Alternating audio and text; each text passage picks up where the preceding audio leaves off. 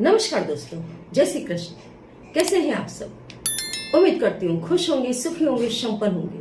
जो भी हमारे व्यूवर्स हैं, सब्सक्राइबर्स हैं, दुनिया में जहाँ भी हैं, हमेशा खुश रहें, सुखी रहें और संपन्न रहें। दोस्तों, हमारी जो लाइफ स्टाइल है, जो हमारी सोच है, जो हमारे नित्य कर्म है, ये तमाम वो चीजें हैं जो हमारे फ्यूचर को तय करती है, जो हमारा भविष्य तय करती है कि हमारा भविष्य क्या बनेगा।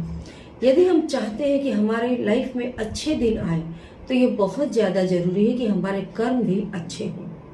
कई घरों में आपने देखा होगा, सुबह शाम दोपहर कभी ये देखा ही नहीं जाता है कि समय कौन सा है। अपशब्द बोलना, बुरी दुआएं, बुरी बद्दुआएं देना, घर के अंदर आलस करके पड़े रहना, घर में दिया बत्ती नहीं लगाना, पूजा पाठ नहीं करना, ये तमाम ऐसी चीजें हैं जो घर को तबाह कर देती हैं। आप देखना, कई घरों में 10 बज गए, 11 बज गए और लोग बेड पर पड़े हैं, 9 बज गए बेड पर पड़े हैं। जबकि ये बिल्कुल फैक्ट बात है कि सूर्योदय से पहले व्यक्ति को जाग जाना चाहिए। भगवान सूर्य पूरे विश्व के, पूरे ब्रह्मांड के देव हैं, जो व्यक्ति में जीव के अंदर चेतना भर देते हैं। आप देखो, भगवान सूर्य के आगमन होते के साथ ही पूरे यूनिवर्स में हलचल शुरू हो जाती है। जहां जहां सूर्य की रोशनी पड़ती है, वहां वहां जनजीवन शुरू हो जाता है। मतलब सृष्टि के तमाम जीवों के अंदर चेतना का सुर भगवान सूर्यदेव पूर देते हैं।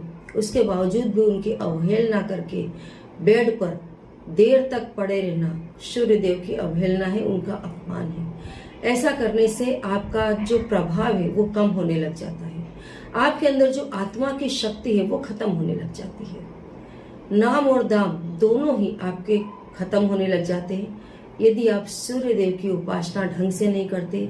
सूर्यदेव के समय आप सो करके नहीं उठते।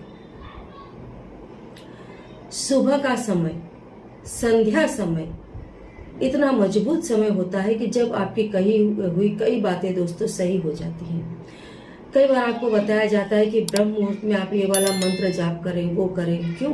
क्योंकि वो समय ही इतना शुद्ध और पावरफुल होता है कि उस समय आपके द्वारा बोले गए शब्द सही साबित होते हैं। कई घरों में सुबह और शाम के समय भी अपशब्द बोलना शुरू कर देती हैं महिलाएं, पुरुष। तो ऐसी कंडीशन में घर में तबाही आती है। कई घरों में आपने देखा होगा कि जो पुरुष है महिलाओं का सतत अपमान करते रहते हैं, अपशब्द बोलना, बच्चों को कोसना, ये तमाम वो चीजें हैं जो घर का अंत कर देती हैं। कई बार कई घरों में मैंने देखा है कि चारों तरफ घर में काम फैला पड़ा है, गंदगी पड़ी है, बर्तन पड़े हैं, कपड़े धोने के पड़े हैं और महिलाएं सोती रहती हैं। इस टाइप का यदि आप आलस करेंगे, जिस घर में भी दोस्तों आपने देखा होगा व्यक्ति आलस ज्यादा करते हैं, आलसी ज्यादा होते हैं, उनके शनि खराब होते हैं। शनि जब आपके खराब हो जाते हैं तो व्यक्ति की चारों तरफ से तबाही तबाही आती है। तो ऐसी चीजों को आप अपने घर के अंदर एंटर ना होने दें। किचन को भी हमेशा स्वच्छ रखें। घर में जो आपका पूजा घर है उसको हमेशा बिल्कुल स्वच्छ रखें। सुबह शाम दोनों टाइम घर के अंदर दिया बत्ती जरूर लगाएं। सुबह जल्दी उठें, रात को जल्दी सोएं। ये दोनों ही वो क्रियाएं हैं जो आपके लाइफ को सुख और समृद्धि से भर देती है। रात का समय दोस्तों वो होता है जब व्यक्ति तमाम कामों से उसको छुटकारा मिल जाता है और वो जब सोने के लिए बेड पर जाता है, उस समय वो जिन मंत्रों का जाप करता है, क्योंकि उस समय मन बिल्कुल शांत हो चुका होता है। बुद्धि है, विचार है, चारों तरफ से आप उसको बंद करके अपने अंदर ले लेते हैं, क्योंकि वो समय होता है निद्रा का, जब व्यक्ति निश्चित होकर सोने के लिए जाता है। बराबर? तो जब आपका मन शांत हो, उस समय आप जो भी बोलते हैं, जो आप सोचते हैं, उसकी जबरदस्त इफेक्ट आपके चित्त पर पड़ती है और आपका चित्त जो चीज ग्रहण करता है उसका इतनी जल्दी आपको बढ़िया रिजल्ट ला करके देता है जिसका किसी को सीमा नहीं है। सोते समय मैंने एक पहले भी वीडियो बनाई थी, रविवार की रात सोते समय किस तरीके से गायत्री मंत्र बोलना चाहिए कि किस्मत आपकी सोने जैसी चमक उठे। आज आपको एक और मंत्र बताती हूँ जो आप एवरीडे कर सकते हैं सोते समय। इस मंत्र को बोलने से आपका मन शांत होता है, आपके घर में सुख और समृद्धि का वास होता है। जब कोई जीव खुद को भगवान के शरण में ले जाता है, भगवान को, अपने आप को भगवान को समर्पित कर देता है, तो तमाम तकलीफें उसके जीवन से दूर हो जाती है। भगवान कृष्ण ने कहा है कि जो भी मेरा भक्त अनन्य भाव से मेरी पूजा करता है उसके तमाम कार्य मैं खुद करता हूँ, है ना। तो दोस्तों, सोते समय यदि रोज आप ये मंत्र बोले, श्री कृष्ण शरणं मम, श्री कृष्ण शरणं मम, आप इसको 3 बार बोले या फिर 18 बार बोले।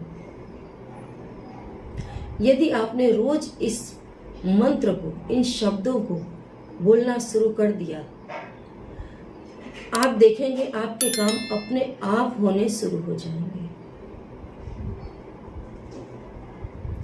खुद को जब आप भगवान को समर्पित कर देते हैं तो आपके तमाम कार्य भी भगवान को समर्पित हो जाते हैं, पूरे मन से, आस्था से। कई लोगों के पास तो जब कुछ भी करने के लिए नहीं रह जाता है, जब वो किसी लायक नहीं बचते हैं, तो वो खुद को भगवान को समर्पित करने जाते हैं। अरे भगवान को तब आप समर्पित हो जाएं जब आप सब कुछ करने के लिए सक्षम हो, जब आप खुद भी बहुत कुछ कर रहे हो, तब आप अपने तमाम कर्मों को भगवान को समर्पित करें। नित्य ही जब आप सोते समय ये क्रिया करना शुरू करेंगे, आपको निद्रावस्था में भी भगवान के दर्शन होंगे। आपका मन बिल्कुल शांत होने लग जाएगा। मन शांत होगा, फिर आप उसको जहां पर भी कंसंट्रेट करना चाहेंगे, जिस भी चीज पर, उस पर वो रुकेगा, और मन आपका जहां लगेगा वहां दोस्तों बहुत अच्छे कार्य होते हैं। मन से किया गया काम और बेमन का काम दूर से दिखाई देता है। तो अपने मन को, खुद को भगवान को समर्पित करें सोते समय। जो शब्द मैंने बताए हैं फिर से बता दूं, या तो 3 बार बोले या 18 बार बोले। कुछ समय के बाद ऐसा होगा कि आपको बोलना नहीं पड़ेगा, ना कोई गिनती करने की जरूरत पड़ेगी। अपने आप जैसे ही आप बेड पर लेटेंगे, आपका मन उस दिशा में जाने लग जाएगा और इसका बहुत अच्छा रिजल्ट आपकी लाइफ में आएगा। करके